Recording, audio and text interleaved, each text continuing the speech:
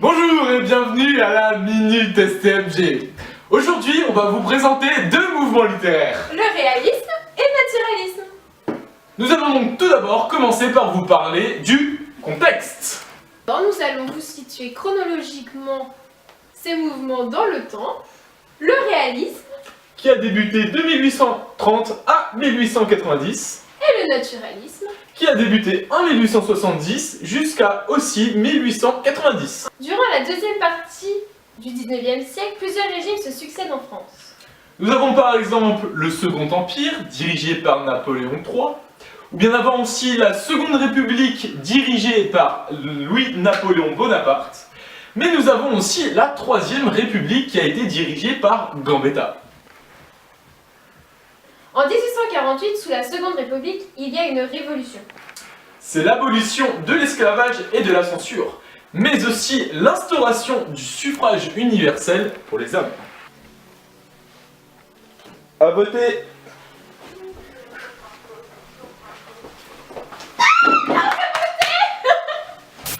Et oui, parce que les femmes, elles pouvaient pas voter encore.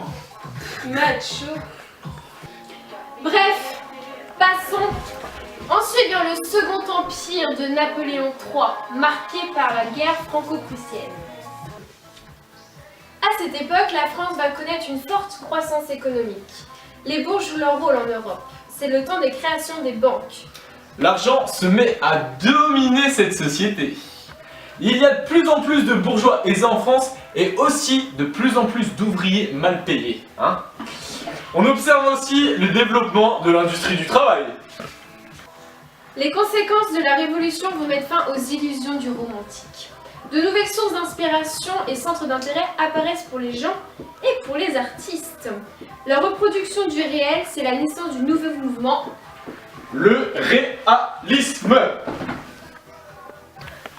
Durant cette époque, de nombreuses avancées ont été réalisées dans le domaine scientifique. Elles vont, entre autres, permettre d'améliorer considérablement les conditions de vie des Français. Parmi ces avancées, on peut citer la théorie de l'électromagnétisme, énoncée en 1827 par André-Marie Ampère, l'invention de l'ampoule électrique en 1879 par Thomas Edison, et une très grande innovation du 19e siècle est la découverte du vaccin contre la rage contre le Pasteur. En 1885. Mais qu'est-ce que le réalisme et le naturalisme? Le réalisme et le naturalisme sont deux mouvements artistiques, quand même Adèle. Oh, désolé. Le réalisme est un courant littéraire apparu en France dans la seconde moitié du 19e siècle, notamment en France. La carte par un STMG. Alors la France, juste là, ici bien, là, ici. Et en Grande-Bretagne. La carte par un STMG. Et la Grande-Bretagne, juste ici. Il cherche à dépeindre la réalité telle qu'elle est, sans artifice et sans idéalisation.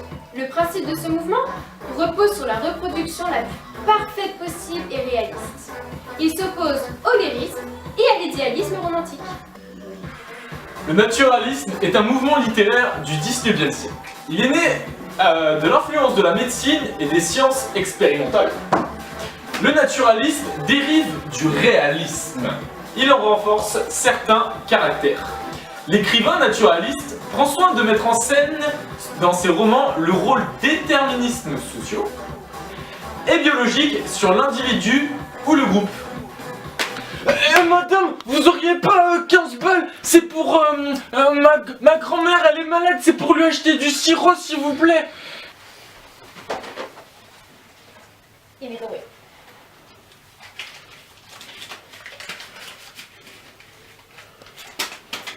Cesse de mendier et retourne travailler. Le réalisme se développe principalement autour d'auteurs tels que Balzac, Jules Husson, Ernest Feydeau, Flaubert, Stendhal Maupassant. et Zola. Le naturalisme, lui, se développe notamment autour de Joris K. Huysmans, Émile Zola, Guy de Maupassant. Le naturalisme ajoute une dimension scientifique au réalisme. Le romancier doit se montrer plus savant. En effet, il étudie le plus près le comportement et les réactions entre les individus et leur milieu. C'est donc par l'aspect scientifique que le naturalisme se distingue du réalisme. Les auteurs utilisent le naturalisme différemment. Par exemple, dans la préface de l'œuvre de Maupassant, Pierre et Jean, l'auteur avance qu'un romancier doit être libre de ses choix stylistiques sans obligatoirement s'inscrire dans un courant ou un mouvement littéraire.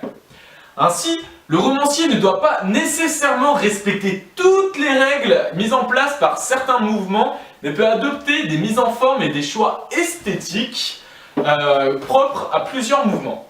Plus simplement, le romancier doit être capable de faire et d'écrire ce qu'il souhaite dans son roman. En ce qui concerne le naturalisme, les œuvres de Zola ont choqué car ils présentaient de manière trop brutale la réalité et certaines facettes de la société. Les gens n'étaient alors pas prêts à y faire face, d'autant plus que ce mouvement littéraire était encore nouveau à l'époque. Merci beaucoup de nous avoir suivis. C'était la Minute STMG. À bientôt.